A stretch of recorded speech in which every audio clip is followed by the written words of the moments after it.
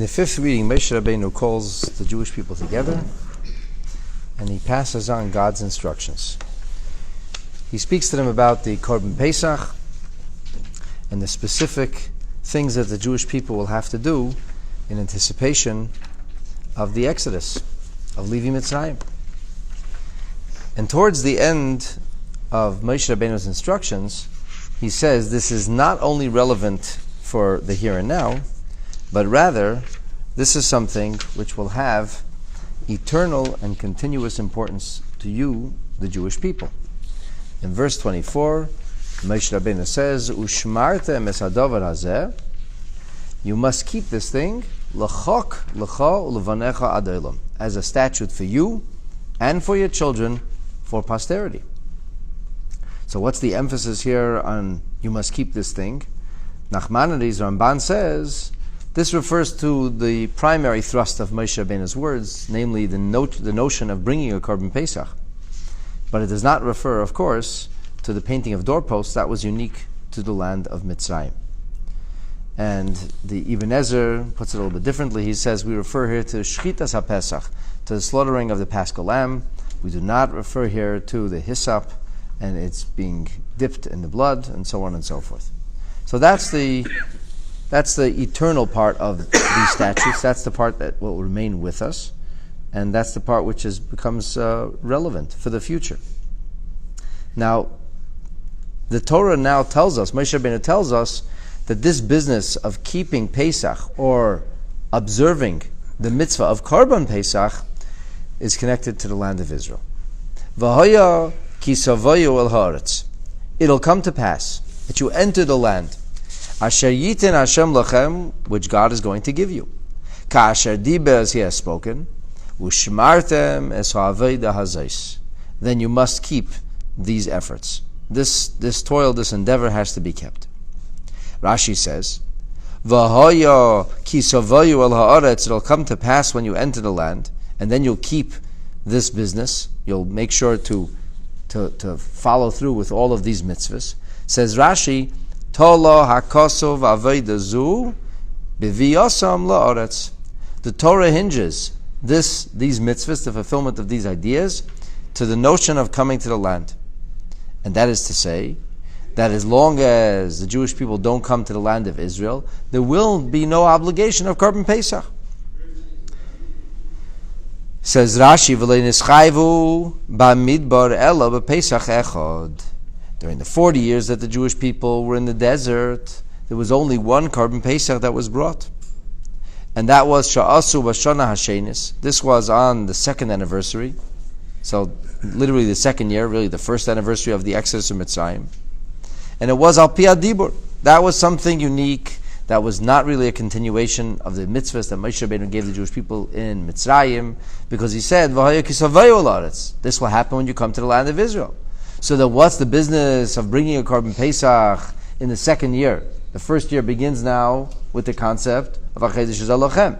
So next year we come around, once we get to Rosh Chodesh Nisan, now we're in the second year, first anniversary of the Exodus. So that was a special thing. That was Al Pi Adibur. That was by virtue of God's specific instructions. That was not the eternal and the lasting Korban Pesach. Not to be confused with the idea of the Korban Pesach that Moshe Rabbeinu is speaking about right now. Or as the Ibn Ezer puts it, he says that Pesach Har Sinai, that's what he calls it. He says the Pesach of Har Sinai, because they were still at Har Sinai. He said that was a mitzvah for that specific time. That was a mitzvah for Har Sinai. It was a temporary mitzvah. And he says, you see that once they left Har Sinai, which was a little bit after that year's Pesach, there was no Korban Pesach afterwards. A whole 40 years in the desert, there was no Korban Pesach. In fact, in the beginning of Parshat Bo, Rashi talks about the fact that the Korban Pesach is kind of almost tucked into the folds of the verses. It's not like front, right, and center. This is a big deal. First anniversary, all the fireworks. It's a big party.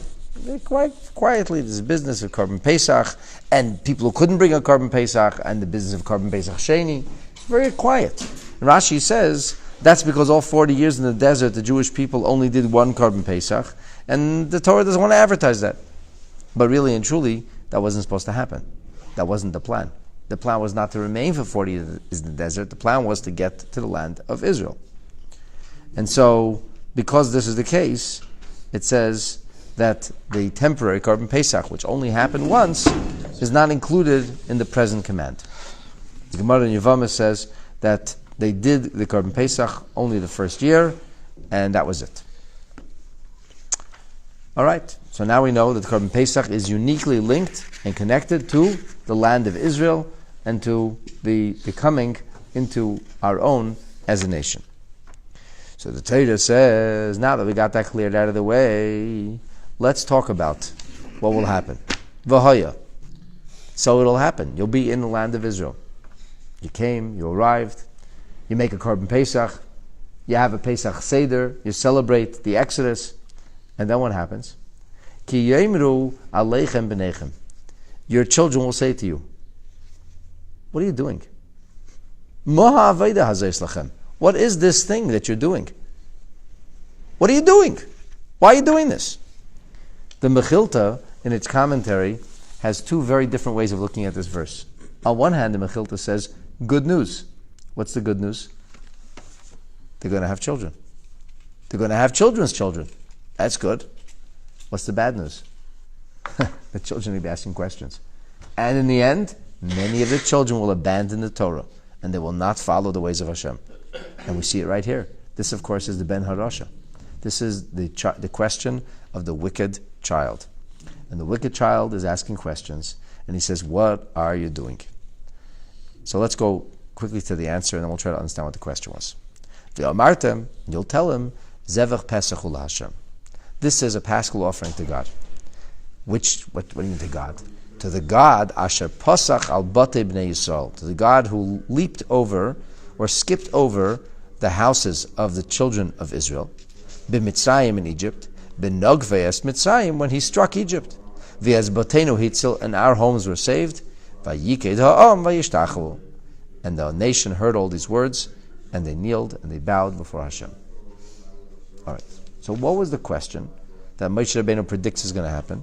This is unbelievable. We didn't even become a nation yet, and Moshe Rabbeinu is already predicting that we're going to have trouble from our children. He's already talking about the fact that there will be future generations who will question. And they will say, what are you doing this for? What's up with that? That's us, the Jewish people. Go figure. Mechilta says, bad news. They'll be forgetting the Torah.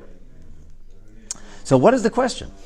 Like Moshe Rabbeinu is predicting that this is going to be the question, and because this is going to be the question, this is what you should answer when the question is posed. What is the question? So, because the answer is, you'll tell him it's a Zevach Pesach la Hashem. So, clearly he must be asking about the Korban Pesach. Because he said, what is this? Ma aveda zeis lachem. And your response is, this is a Korban Pesach la Hashem. Why? Because God leaped over our homes. All right, so what was the question? So the Chizkuni says, the question is, the child's going to say, I don't get this. All of the other things that we do are specifically connected to an actual event. It's an event. Or it's connected in some way to the agriculture. No problem, he says. I can dig Israel and agriculture. I can dig a land and the importance of keeping its seasons. I get that. But what is this? In other words, the Chizkuni says, you want to tell me that we have to bring a Korban Omer on the 16th day of Nisan? Fine, he says, that's when we start to harvest the barley. I understand that. He says, you want to tell me that we have to bring a special Korban on the 6th of Sivan, which is Shavuot, and that celebrates the cutting of the wheat? I get that. I said, okay, I can understand that. I'm a good Zionist. I get the kibbutz, I get the farm, I get the grain. I understand that. You want to tell me that we have to take 4 kinds and bring them together, and that this will be done b'Chag HaAsif, in the festival that celebrates the ingathering, the harvest festival? I can understand that. I can relate to Israel, I can relate to nationalism, I can relate to prosperity and economy, I can relate to fighting BDS, I relate to all those things. No problem. But what is this, he says? What is this? What happened on the 14th day of Nisan? What exactly are we doing? And the question, what happened on the 14th day of Nisan, is answered, we're remembering Hashem's miracles. That's the answer. V'amartem zevach pesach ul Hashem. We are a people who are not primarily agriculturally based or land-based in the typical sense, but rather we're a miraculous people. We're remembering the miracles of our inception. That's the question, that's the answer. The Chizkuni offers another possibility. He says, what's this business of you eating the Korban Pesach roasted? Now the Torah tells me what to do in the kitchen? Who cares how I eat the Korban Pesach? So I like it with mustard. I mean, really? And if it's broiled, who cares? Why does it have to be roasted? What's the answer? The answer is Hashem leaped over our homes and everything happened in great haste. And when you want to eat in haste, what do? Throw it in the barbecue. That's the fastest way to do it. Like the Rabbi Mendel speaks about, and the Rambam and Moreh Nevuchim, that the reason of the matzah that has to be baked within 18 minutes, and the Korban Pesach that has to be roasted, is to emphasize the concept of great haste. Okay. All right, so that's the question, that's the answer. The Seforno says, how come all the other festivals have offerings which are brought on the festival? And this is Erev Yom Tov. Furthermore, he says, all the other festivals, one korban is good enough for all the people. And here, everybody's got to bring their own korban. And the truth is, the Gemara tells us that it's a korban yachid and a korban sibur. It has trappings of both. On one hand, it seems like a personal offering. On the other hand, it seems like a communal offering. It's a personal offering because everybody has to be personally involved, and you have to eat your piece of Korban Pesach. On the other hand, it's communal because it supersedes Shabbat. If Shabbat is Erev Pesach, we still bring the Korban Pesach. And that's only done with a communal offering. So the Seforno says, like, what's going on with this business? And according to the Seforno, what's the answer? The answer is that Hashem did a specific miracle for each and every individual Jewish family. He leaped over our houses. Okay, so according to the way the Chizkuni and the Seforno explain the question and the answer, it's all about specifics. And what if children will have different questions? I mean, like, no children today are asking that question. Nobody's asking, so why do we have to roast it? We don't even have a Korban Pesach. Why does it have to be brought a communal offering versus a personal offering? The people asking questions, they didn't even know you're supposed to bring offerings. You're going to tell them that there's a Korban Omer, that's for the barley, a Korban Shtel Lechem, that's for the wheat. You never heard of wheat, you never heard of barley, it's not even the question. These are very intelligent questions. We're dealing with questions that come from a very different place. So the Rebbe has a remarkable way of explaining the question and answer. In fact, in a manner that is applicable equally in every time, really, in every place. And perhaps in today's day and age, more than ever. Okay, so let's go to page, let's see.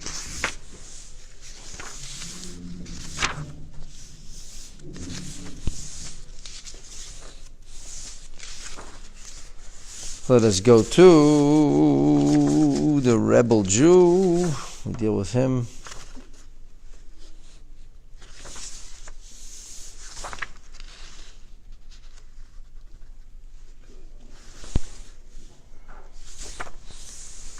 Page Reish Chav Gimel. Siman Lamed Zayin. So you know this verse is not specific only to Moshe Rabbeinu and the Jewish people in Mitzrayim or the Jewish people at a certain time when they're ready to leave. But this verse actually goes back all the way to the beginning, right? And it continues on straight through the strata of time. And how do we know that? Because this verse is part of our Haggadah. We say this verse every single year at the Pesach Seder. And here the Rebbe quotes the Haggadah. And the Haggadah's quote is like this: Rasha Mahu Eimer. What does the Rasha say? Four children. Right? Arba Banim. And the Rasha says, Moha Avodah Zos Lachem. In the Haggadah, the emphasis is, what's this Avodah Lachem for you? Lachem for you, V'loi loi, but not for me. What's up with you people? What do you guys do? V'af ata ha'ke'eshin, of you blunt his teeth. Ve'emer lo, and you tell him, Ba'avur ze asa Hashem li b'tzeisim mitzrayim. That Hashem did this for me when I left Mitzrayim. Li v'loi loi. For me, not for you. Ilo haya sham. If you would have been there, lo haya nigal, you never would have left Mitzrayim. What a great answer. This is really going to affect the child such a profound way. He's a wicked child. He goes up, what's up with you people? And you say to him, you're right, it is us people. You wouldn't even have been part of this. You would have died the Makas Cheshach. It's inspiring. It's really inspiring, eh? So listen how the Rebbe explains it. The Rebbe says that we can explain the diuk l'shein she'lasei. We can explain the precise words which Moshe Rabbeinu speaks of here in the Torah. The precise words of what's going to be said. He says not only moha avoda hazos lachem, not only what's this to you, which in the Haggadah the emphasis seems on lachem v'leloi, but the Rebbe says the emphasis is, he doesn't say ma zois lachem, what's this to you? He says ma ha'avoda. Ma ha'avoda. What's avoda? Avoda comes from the terminology eved.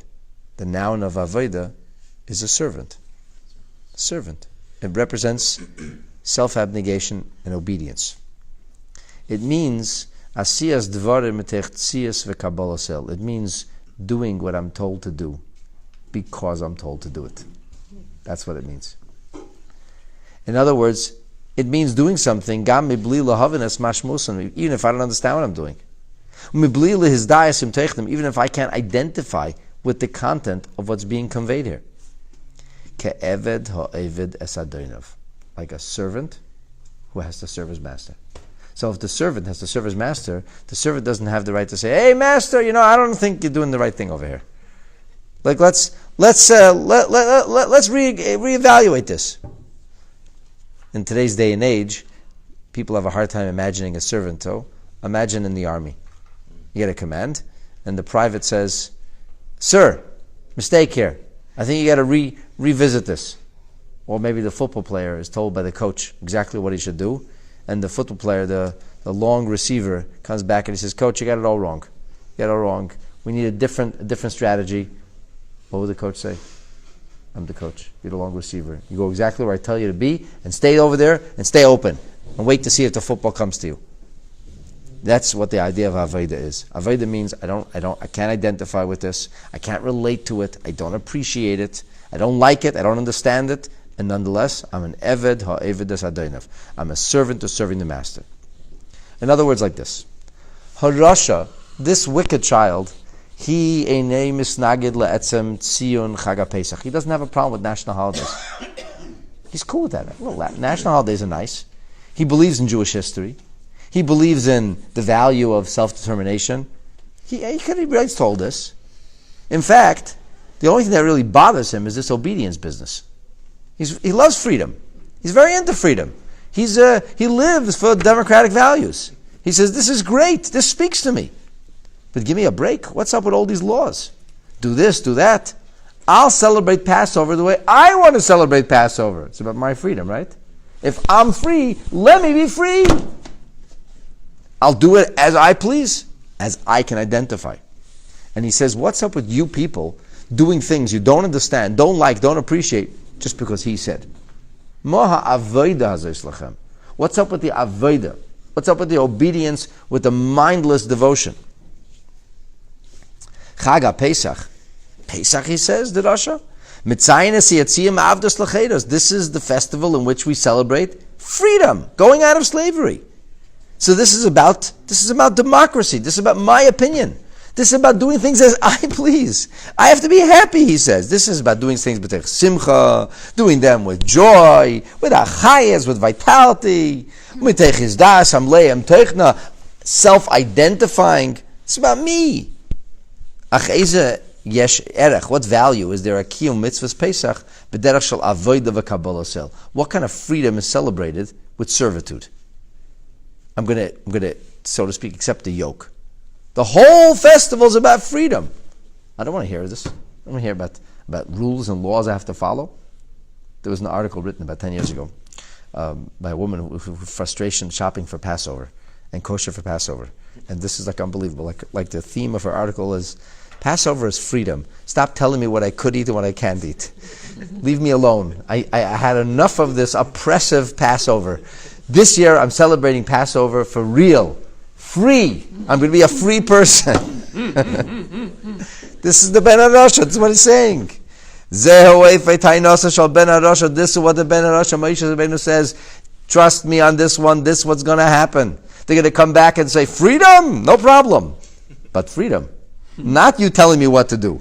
What value does it have when you celebrate Passover with all of this oppressive rules and laws? If you're just doing it out of obedience, if you're just doing it out of mindless devotion.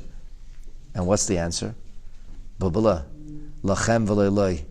This is actually our holiday, not yours. You got it all wrong. The way you want to fulfill Pesach, the way you want to celebrate freedom, you want to drop the whole business of listening to Hashem and doing it your way. Guess what? Had you been in Mitzrayim, you never would have left. If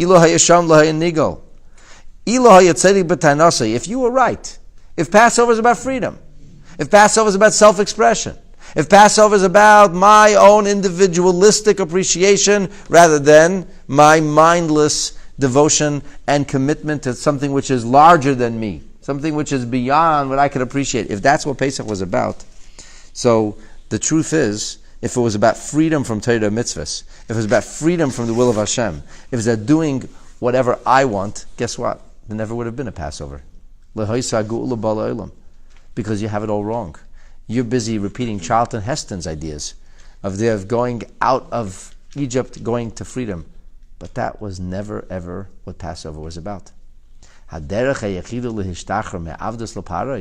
only one way to free yourself of servitude to the Pharaoh, and that is with Kabbalas El Ha'avdos LaKadosh Baruch Hu. That's the obedience, the servitude towards God.